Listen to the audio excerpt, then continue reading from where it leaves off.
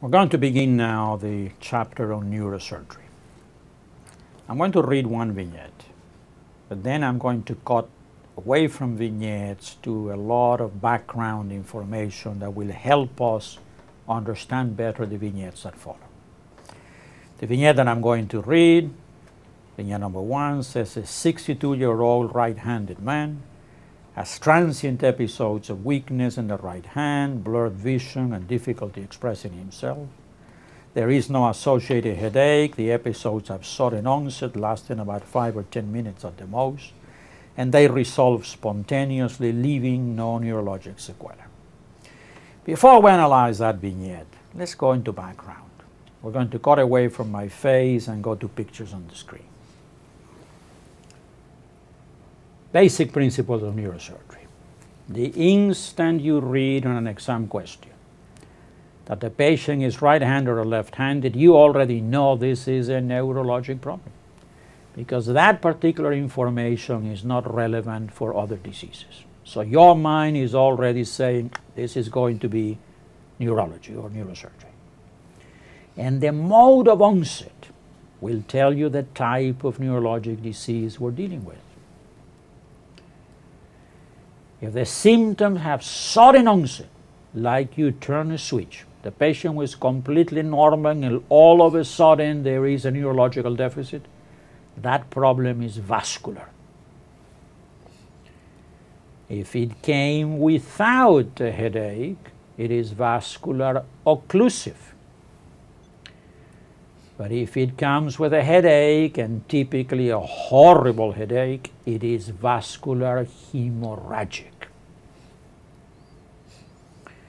And here is a picture of an occlusive infarct occupying a big chunk of the brain.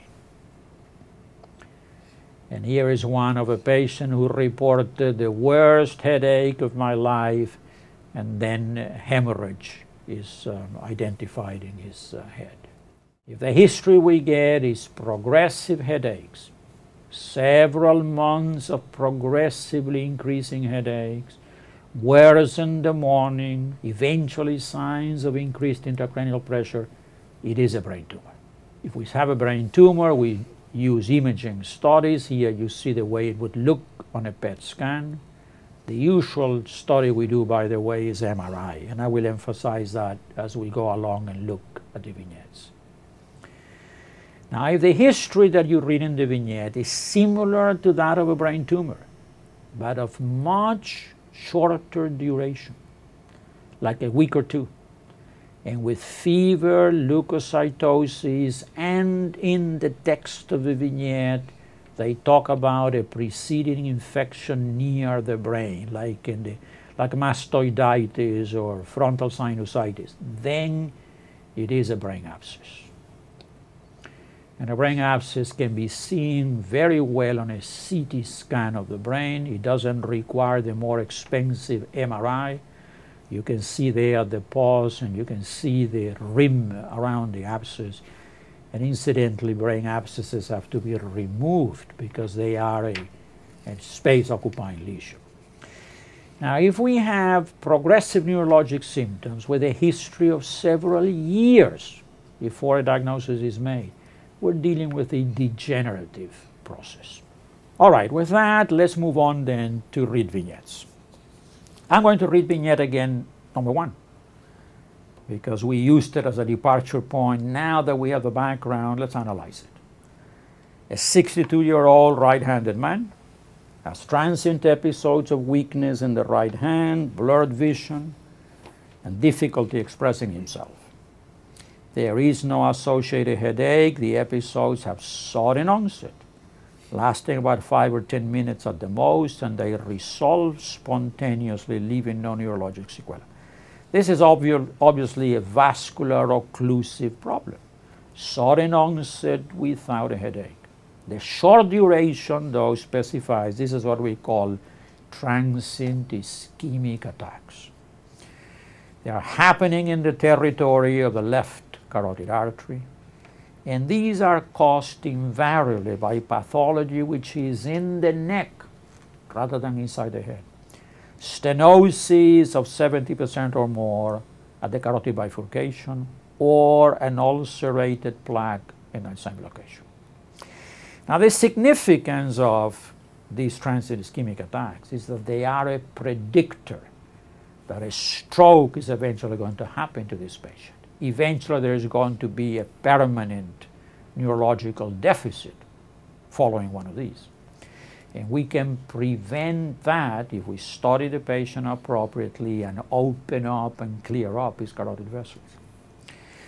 So we start the workup with duplex scanning. Remember we had talked about if you want to see vessels this big around, you do spiral CT. If you want to look at vessels this big, you do duplex scanning. Here is an example. So we do duplex scanning. The physician will get very beautiful pictures of the carotid vessels along with a whole stream of data about flow. If the patient has stenosis of 70% or higher or an ulcerated plaque, we do a carotid endarterectomy. If we don't get enough of an information with a duplex, we would need an arteriogram, but that is very seldom the case. The duplex scanning in the vast majority of cases gives us all the information we need. Let me add, because we were talking about in peripheral vascular disease, that what at one time used to be the territory of vascular surgery to do bypasses has now to a great extent become the territory of angioplasty and stenting. And the carotid was the last of the major vessels in which angioplasty and stent began to have inroads. And the problem, of course, was that we were very fearful that in doing crushing of a plaque and putting a stent, debris would go to the brain and therefore give neurological deficits. And so this technique didn't become feasible until enough technological development produced the type of instrumentation that first deploys like a little filter, like a little parachute to catch the debris before the crushing of the plaque is done and the stent is deployed, so that the brain is protected from the shower of debris. At any rate, intervention is appropriate here. Whether the intervention is carotid endarterectomy or angioplasty and stent, if you have been having transient ischemic attacks, if there is 70% stenosis or more, or an ulcerated plaque, that's the thing to do. Let me move to vignette number 2 now.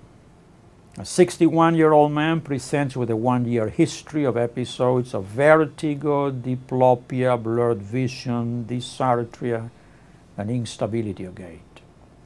The episodes have sudden onset, last several minutes, have no associated headache, leave no neurological sequela. This is also vascular occlusive disease. These are also transient ischemic attacks, but the vertebrals seem to be involved, because you realize that the symptomatology has to do with the back part of the brain.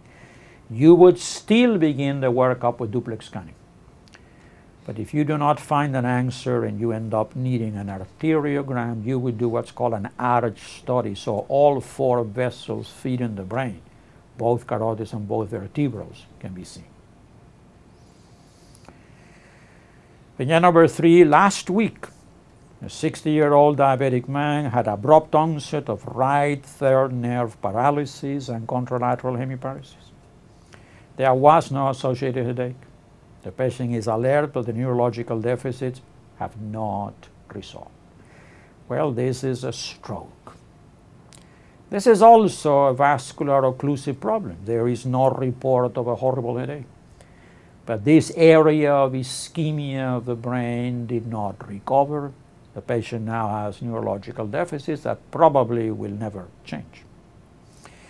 This is now too late to do surgery or interventions on the carotid artery, because the carotid endarterectomy or the angioplasty and stent are designed to prevent strokes, not to treat them once they have happened.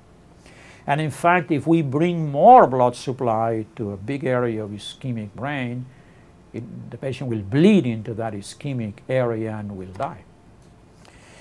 There is, however, now a move afoot for us to do treatment of ongoing strokes very early on. Let me give you a scenario here. Let's say that a patient is on the phone, says, for the last 10 minutes I have been unable to see out of my left eye or move my right arm. And we tell the patient, get into the emergency room right away. And the patient arrives 20 minutes later. We already have had 20 minutes plus the 10 minutes before he called. 30 minutes have already passed. If we're going to be successful here with the use of clot busters, we have to do our intervention within 3 hours and preferably within 90 minutes. But you are deadly afraid to give clot busters to a patient who might have bled into the head or one who has a very extensive infarct. So what we do immediately is send the patient for a CT scan of the head. And the patient will come back from the CT scan machine perhaps in another 20 minutes. The CT scan will reassure you, 1, there is no intracranial bleeding, 2, there isn't a very large area of infarct. We are now ready to move with therapy. If when the patient walks out of a CT scanner, he's smiling and says, Doc, look, I can already see again out of his eye. Look, I'm moving my arm. Then in retrospect, we can say that was a transient ischemic attack rather than a stroke. And then we can schedule the patient for the duplex scanning of his carotid vessels. But if a patient gets out of a scanner still with the same neurological defect, it was 10 minutes before he got on the phone, 20 minutes before he arrived, another 20 minutes, that's already 50 minutes. Remember, the golden ideal time is within 90, even though we can do it within 3 hours. It's time then to use the clot busters. We infuse these activated enzymes that eat away the existing clots, and we can spare the patient all of the neurological deficit that would otherwise occur. Let's move to vignette number 4. A 64-year-old black man complains of a very severe headache of sudden onset and then lapses into a coma. Past medical history reveals untreated hypertension. An examination reveals a stuporous man with profound weakness in the left extremities. This man has also suffered, in the vernacular, a stroke, but this man has bled into his head. This is a hemorrhagic stroke, not an occlusive ischemic stroke. How do you know that? Because he reports a horrible headache of sudden onset. At the same time, the neurological deficits are happening. Well, you do a CT scan. It will show indeed the bleeding within the head. You can offer rehabilitation. You can control the hypertension. But the damage he already had from this bleeding episode, it's there. We really have no way of reversing that. Now we move to vignette number 5. Let me backtrack for a second here. There are 3 conditions where one can bleed into the head unrelated to trauma. One is hypertension, as we already reviewed. The other one is AV malformations that I'm not going to go into. And the third one, which I'm about to review with you, is the little berry aneurysms of the circle of Willis. Let me read vignette number 5 and we'll have a bit to say about it. A 39-year-old woman presents to the ER with a history of a severe headache of sudden onset that she says is different and worse than any headache she's ever had before.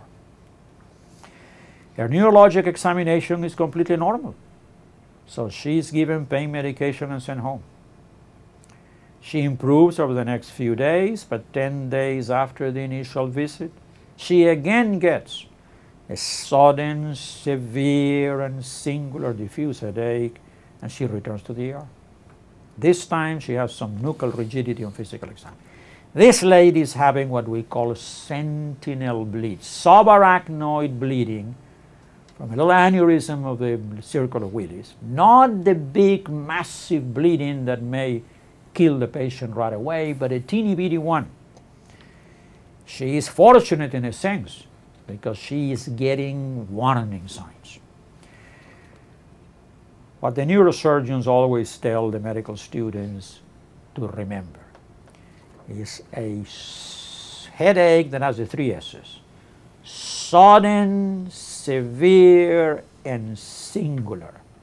By singular meaning different from any other headache. You ought to think of subarachnoid bleeding from an aneurysm of the circle of Willis. And the study to do right away is a CT scan. Please do not pick an answer where you do a spinal tap. Interestingly enough, if it is indeed subarachnoid bleeding, a spinal tap is safe, but you don't know it is. This could be a patient who has a brain tumor, has already increased intracranial pressure, then bleeds into the tumor and gets the horrible headache and neurological deterioration. If you do a spinal tap on that patient, you'll get herniation. And so it's not safe to do a spinal tap when you don't know what's happening. Much safer to do a CT scan. Once the CT scan says, yes, we can see the blood in the subarachnoid space, eventually we'll do an arteriogram that will guide the neurosurgeons for the clipping of the aneurysm the lady has. Let's now talk about brain tumors. A 31-year-old nursing student developed persistent headaches that began approximately 4 months ago, have been gradually increasing in intensity, and are worse in the mornings. For the past 3 weeks, she's been having projectile vomiting. Thinking that she may need new glasses, she seeks help from her optometrist, who discovers that she has bilateral papillary edema. This is a classical presentation for brain tumor. This is actually an actual patient we had at our medical school that we brought to the classroom, that the students had an opportunity to interact with, and I'm giving you her history. And you know this is a brain tumor. Several months, headaches of progressively increasing intensity, worse in the morning. Eventually the signs of increased intracranial pressure, the projectile vomiting, the papillary edema. You know it's a brain tumor. Interestingly enough, we don't know where it is. And this can happen. If a brain tumor is pressing in an area of the brain not associated with a particular function, what the neurosurgeons call a silent area of the cortex, you will have no indication of where it is. But we know what to do. The best diagnostic modality for brain tumors, by far, MRI. You want to pick the answer that says do an MRI. You want to do something else, though. This lady already has projectile vomiting and papillary edema. Her intracranial pressure is very high.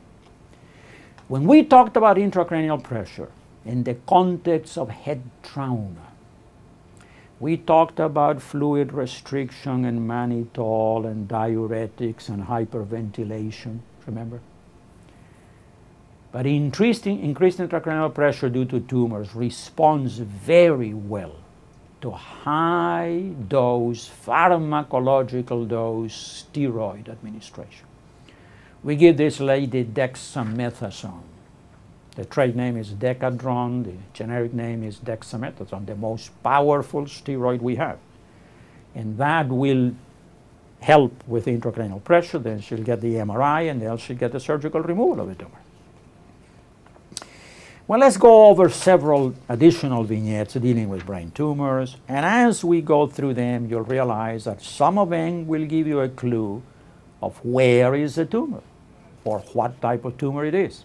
So let's continue working on the topic of brain tumors. This is now vignette number 7. A 42-year-old right-handed man has a history of progressive speech difficulties and right hemiparesis for 5 months. He has had progressively severe headaches for the last 2 months. At the time of admission, he is confused and vomiting, has blurred vision, papillary edema, and diplopia. Shortly thereafter, his blood pressure goes up to 190/110, and he develops bradycardia. There's a lot to talk about on this vignette. First of all, you know it's a brain tumor. Several months, increasing headaches, worse in the morning. You know this is a brain tumor. But you also know where it is. He is a right-handed man. He has right hemiparesis and speech difficulties. People typically speak with the same side of the brain that controls their dominant hand. So you know his tumor is on the left because he is right-handed, he has speech difficulties, and he has right hemiparesis. And you know it is the left cortex that moves the right side of the body. So it's on the left side. You know that the motor strip is involved and the speech area is involved. But there is more. Shortly thereafter, the vignette says, his blood pressure goes up to 190/110 and he develops bradycardia. What is the significance of that? Let's talk for a minute about increased intracranial pressure.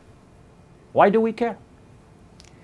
We care because the blood supply that gets to the brain is arterial pressure minus intracranial pressure.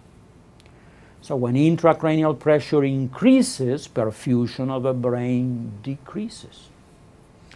Now we have many ways to cope with a growing tumor inside the head.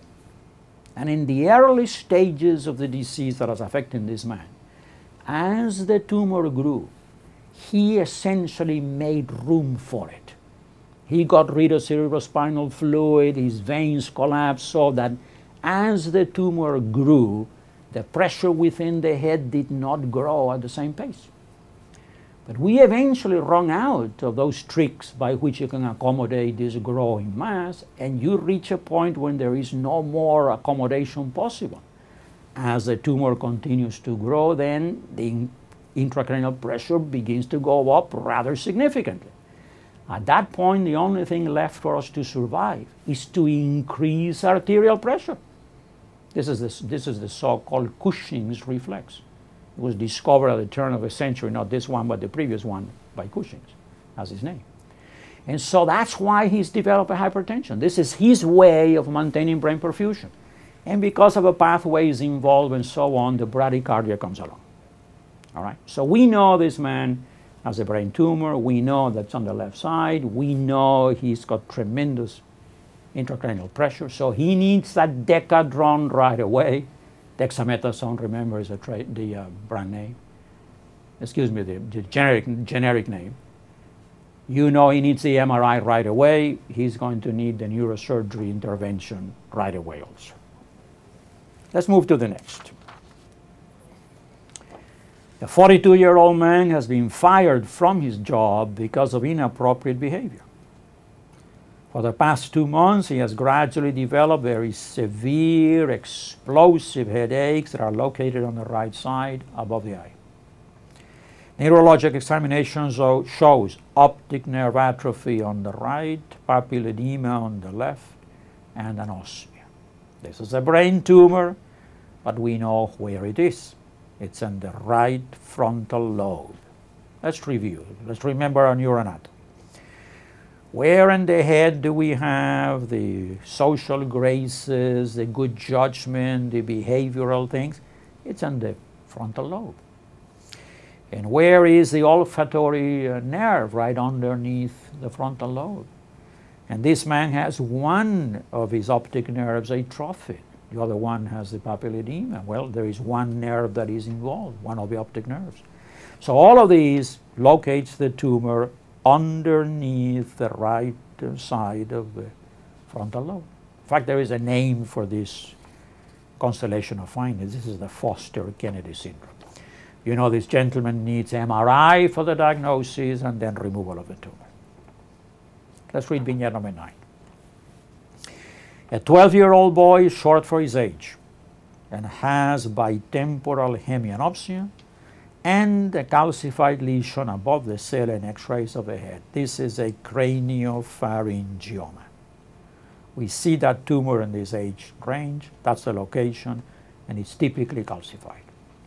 Get the MRI, proceed to the craniotomy. Vignette number 10.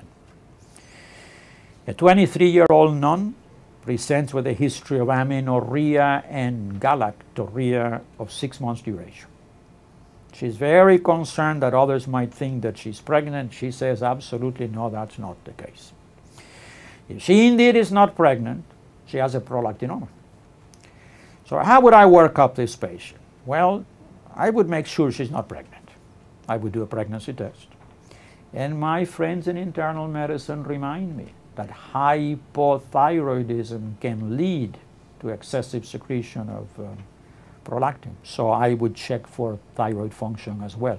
You can do a TSH. Then, since you suspect a functioning tumor that makes prolactin, you measure prolactin. If the level is high, you want to see the tumor. MRI is your best bet for that. And then we have a choice for therapy. Bromocriptine can be used. And if for some reason the patient doesn't want to take it, doesn't tolerate it, needs to get pregnant, whatever, we can do surgery. Most people, of course, prefer to take medicine and to have her head open. So that bromocriptine is what most patients get, or a similar drug. I might add there are a number of drugs with similar action to bromocriptine that can be used. Let's move to vignette number 11. A 44-year-old man is referred for treatment of hypertension. His physical appearance is impressive. He has big, fat, sweaty hands, large jaw, thick lips, a large tongue, huge feet. He's also found to have a touch of diabetes. And in further questioning, he admits to headaches, and he relates that his wedding ring no longer fits his finger. And all of these adds up to acromegaly. And the appearance of a patient with acromegaly is so striking that this vignette is bound to come with pictures of the patient. And I'm going to add a little dirty trick now. What I'm about to say isn't going to make you a better physician, but it may help on the exam. The pictures of a patient with acromegaly are typically front and side of the face. But because they want to show you the big hands as well, it's often a patient who looks like this. And if you think about it, you probably have a driver's license, your picture is on the driver's license. Your picture is not like this, with the hands on either side of the face. The instant you see an exam question appear on the screen of the computer, a man like this, hey, that's going to be acromegaly. You pay attention, then you see the big nose, the big lips, the big jaw, the big so-called spade hands. And then there'll be the side view with the prognathism, the big jaw. All right, how would we diagnose acromegaly? Well, what we have is excessive secretion of growth hormone. We start with somatomedin C determination. We do then the MRI to see the tumor. And then we can do either pituitary surgery or radiation therapy. Vignette 12 is a repeat. We had mentioned this in the endocrine section, but it may come up in the neurosurgery realm because of where the pathology may be. Let's repeat it again. A 15-year-old girl has gained weight and become ugly. She shows a picture of herself taken a year ago where she was a lovely young lady. Now she has a hairy, red, round face full of pimples. Her neck has a posterior hump. Her supraclavicular areas are round and convex. She has a fat trunk and thin extremities. She has mild diabetes and hypertension. You recognize Cushing's. And you might do the sequence that we talked about of the dexamethasone suppression test, or you might go for the determination of the cortisol byproducts and the ACTH hormone levels. Let's now move to vignette number 13. A 27-year-old woman develops a severe headache of sudden onset, making her stuporous. She's taken to the hospital where she's found at admission to have a blood pressure of 75/45. Fundoscopic examination reveals bilateral pallor of the optic nerves. Relatives indicate that for the past 6 months she has been complaining of morning headaches, loss of peripheral vision, and amenorrhea. After she developed a severe headache, and just before she went into a deep stupor, she told her relatives that her peripheral vision had suddenly deteriorated even more than before. Let's analyze. This looks like a very complex case, but I think we can put it together. This lady has a severe headache and neurological changes, and we know that means she's bled into the head. When she's taken to the hospital, though, she's found to have a blood pressure of 75 over 45, and now that doesn't make sense, because you and I know you cannot bleed sufficiently inside the head to go into a shock. So there has to be a different explanation. Well, we keep reading, and we find out from the history she's been complaining of morning headaches, loss of peripheral vision, amenorrhea, and then this severe headache came, at which time she said, I cannot see even, less than before. And so here's what happened. This lady has had all along an adenoma in her pituitary gland, which gradually has been producing the hemianopsia, the headaches. And then she bled into that adenoma. And bleeding into that adenoma did several things. Gave her the headache, gave her the neurological deterioration, but also destroyed her pituitary gland. Now she's no longer sending stimulants to the adrenal gland to make steroids. And the reason she's in shock is adrenal insufficiency. If this had happened to a pregnant lady, this is what we call the Sheehan's syndrome. If this lady is going to survive, the first thing she needs is steroids.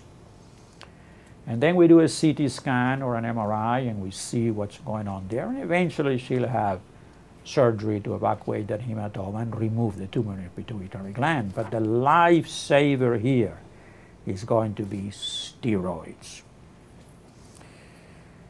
Let's continue with vignette number 14.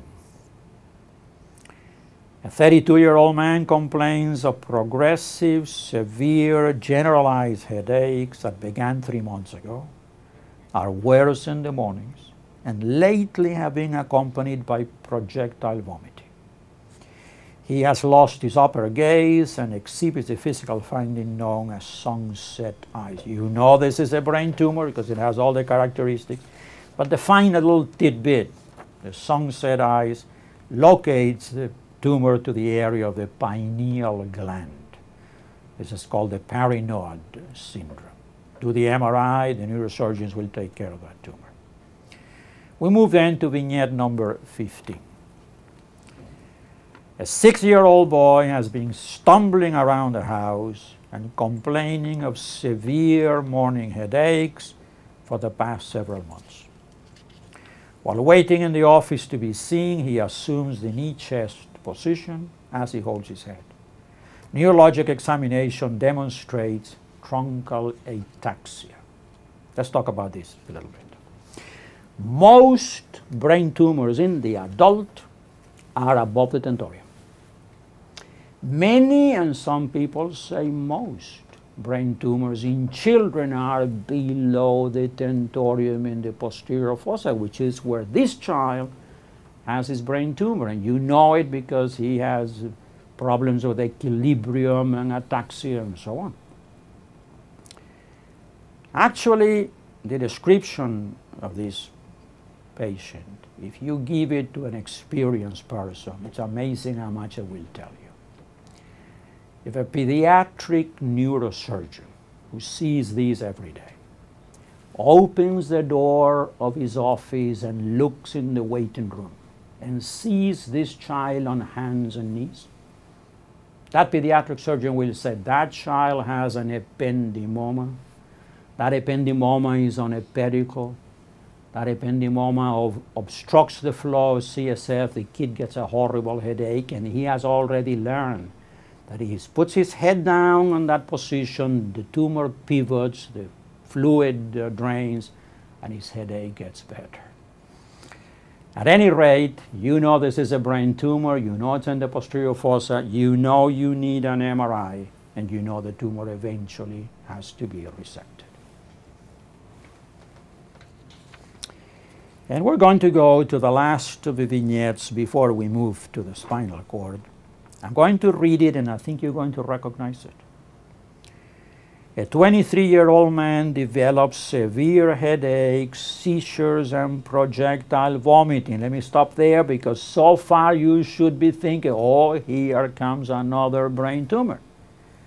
But let me keep reading. Over a period of 2 weeks, he has low-grade fever, was recently treated for acute otitis media mastoiditis, and now you realize it began to sound like a brain tumor, but it's a much shorter history, a week or two, and we have the information there of a nearby infection. This is a brain abscess. And what you want to do is a CT scan that will show it beautifully at less cost than an MRI, and the neurosurgeons will then remove that abscess. And a brain abscess is a space-occupying lesion. It has to be removed.